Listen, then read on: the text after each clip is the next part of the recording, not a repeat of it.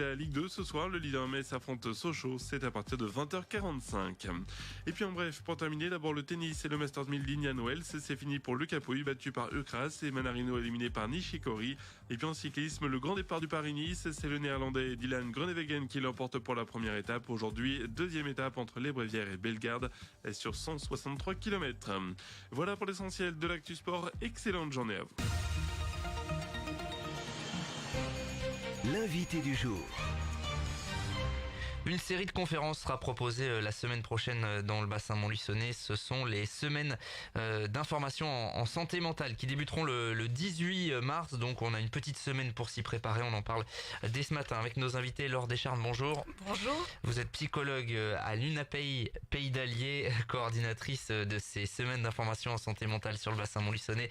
Également pour vous accompagner ce matin, Grégory Duperron, bonjour. Bonjour. Directeur de l'AMPA 03. On va voir ce qu'est l'AMPA et de quelle manière vous intervenez dans ces semaines. Déjà, avant de parler du thème de cette année, on va parler numérique. Et là, je pense qu'il y a des parents qui vont être très attentifs par rapport à l'usage des écrans pour leurs enfants, pour leurs ados, notamment. Semaine d'information en santé mentale, c'est une manifestation nationale, on peut le rappeler. Oui, donc c'est une manifestation nationale. Donc le siège est sur Paris, qui décide donc chaque année des thèmes. Et en fait, sur Montluçon, on décide de décliner donc ce thème en fonction de ce qu'on a envie de présenter, parce que nous, notre action est plutôt sur la sensibilisation, l'information et la prévention. Et ensuite, donc grâce aux partenaires. Parce que voilà, c'est quand même un rassemblement de partenaires de Montluçon qui se regroupent chaque année.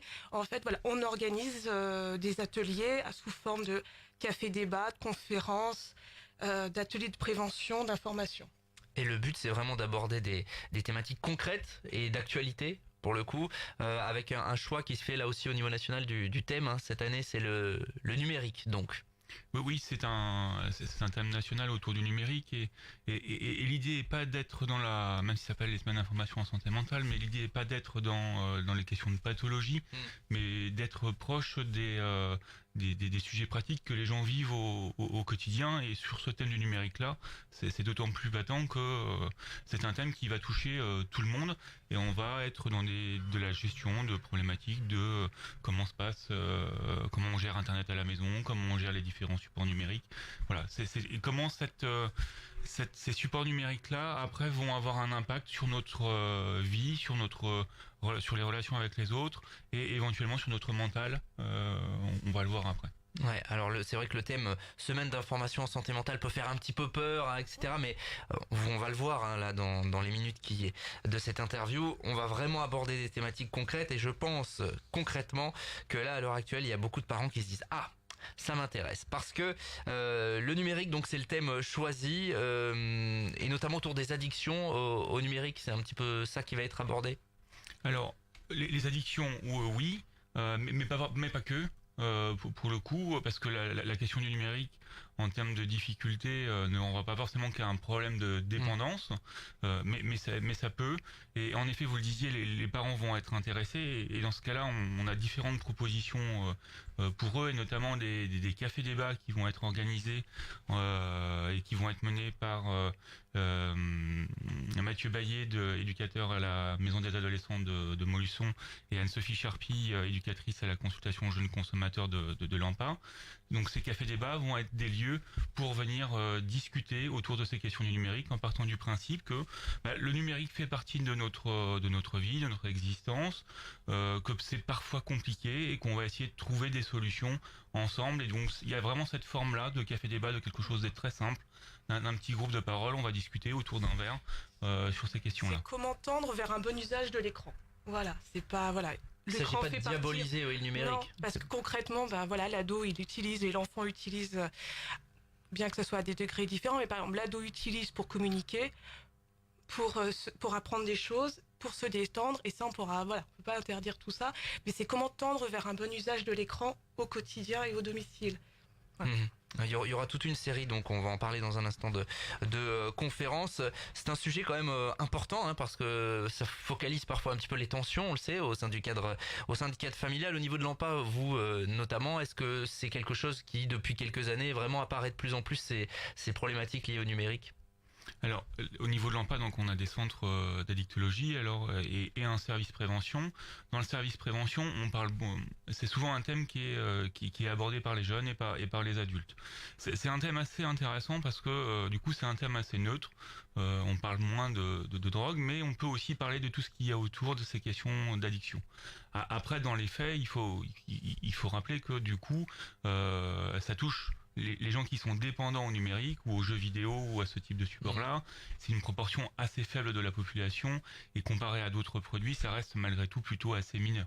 Ouais. Si je compare par rapport à l'alcool ou à l'héroïne ou à ce type de produit-là, par exemple.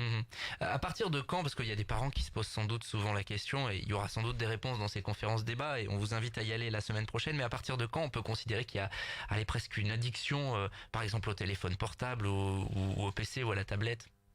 Alors, de manière générale, quand on parle d'addiction, on peut parler d'abord de souffrance, c'est-à-dire ça crée une souffrance pour la personne, et c'est aussi quand on peut pas s'empêcher d'eux. C'est-à-dire, on se rend compte que malgré des efforts de dire, je vais essayer de me limiter, mais je m'aperçois que je peux pas m'empêcher d'avoir telle ou telle conduite ou telle consommation. Ça reste des points un petit peu clés pour se dire, là, il y a peut-être un souci et il faut que je vienne consulter. Je focalise beaucoup sur les enfants, les ados, mais ça concerne aussi les adultes, véritablement, toutes ces problématiques-là. Oui, tout à fait. Tout le monde utilise ces différents supports, et c'est ce qui est intéressant. Mais c'est aussi pourquoi on a ciblé les adultes, c'est parce que finalement, des fois les jeunes connaissent bien ces supports-là et les adultes les connaissent un petit peu moins bien. Et ce type d'échanges sont aussi là pour ça, pour aider les parents au quotidien sur comment est-ce qu'ils peuvent être amenés à gérer ce type d'outils. Et si je peux juste me permettre, c'est vrai qu'on parlera aussi à travers les différents ateliers sur le contenu, plus que sur le temps. C'est vrai. Le contenu de ce qu'on regarde sur Internet. Par exemple, mercredi 20 mars, on a avec le Conseil municipal jeune et l'espace Montluçon Jeunesse, il y a un café, un débat intergénérationnel, et c'est plus aussi sur les difficultés que certaines personnes peuvent rencontrer au niveau des adultes, des arnaques et des dangers qu'on peut rencontrer, et eux apporteront aussi des solutions à comment se faire aider en cas de difficulté. On est plus aussi sur le contenu Bien sûr.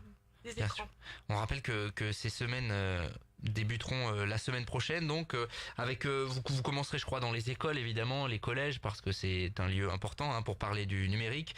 Peut-être focaliser notamment sur le premier des cafés débats. Je crois que l'année dernière il y avait eu un vif succès là-dessus, ce qui prouve d'ailleurs qu'il y a vraiment un besoin d'échange autour de certaines thématiques. Donc ça sera le mardi 19-18h.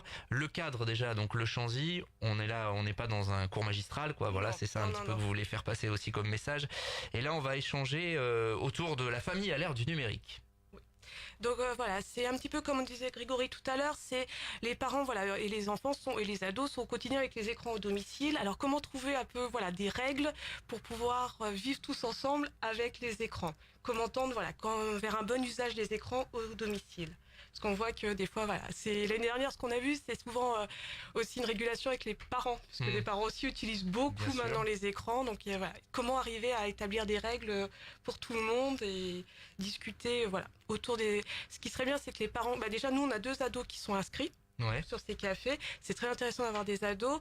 Et après, c'est comment les parents vont rentrer chez eux pour rediscuter, mettre les choses à plat sur les écrans avec leurs enfants ou ados. La famille à l'ère du numérique, donc thématique. Si vous avez des questions, n'hésitez pas. C'est le mardi 19 à 18h au Chanzy. Petite précision. Et alors, ce sont des ateliers évidemment gratuits, ouverts à tous, mais il faut s'inscrire quand même parce que les places sont parfois limitées. Oui.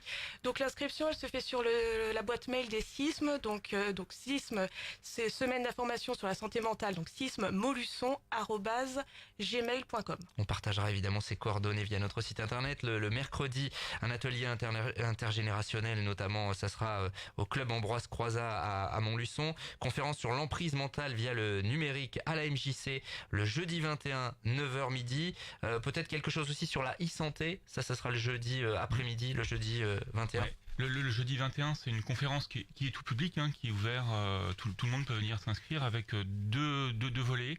Un volet le matin un peu plus sur les risques un peu d'Internet, et notamment on a fait le choix de se dire que souvent les questions de radicalité étaient abordées du côté du terrorisme, mais que c'était un angle de vue et qu'on aurait bien aimé pouvoir aller chercher un petit peu plus loin, et donc on a choisi de développer des choses autour de l'emprise mentale.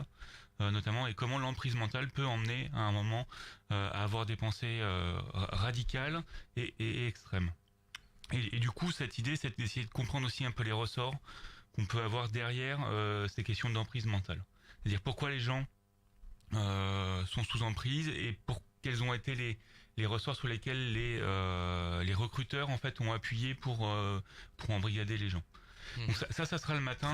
Très rapidement. Et le deuxième et l'après-midi, on est sur les aspects plutôt positifs de la santé, avec notamment les consultations en ligne. Dans nos territoires ruraux, ça peut avoir un intérêt. Ouais, on sait qu'il y a des projets notamment au niveau départemental là-dessus. Il y aura plein d'autres cafés débats, notamment vous reconduisez Café Débat La Famille à l'ère du numérique le 26, le mardi 26, le mercredi 27. Où est-ce qu'on peut trouver le programme 27, si je peux me permettre, c'est juste, voilà, c'est pas un café débat, c'est une conférence. Les écrans et voilà, grandir. c'est Là, une on sera conférence en début de soirée sur 3, 6, 9, 12.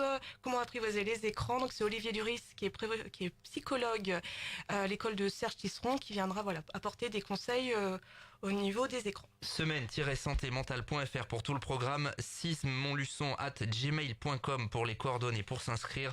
On essaiera de vous partager tout ça. Merci à tous les deux d'être passés. Il faudrait plus de temps pour parler de ces sujets-là qui, je pense, interpellent pas mal de nos auditeurs. Il est 7h56. On va continuer. L'invité du jour.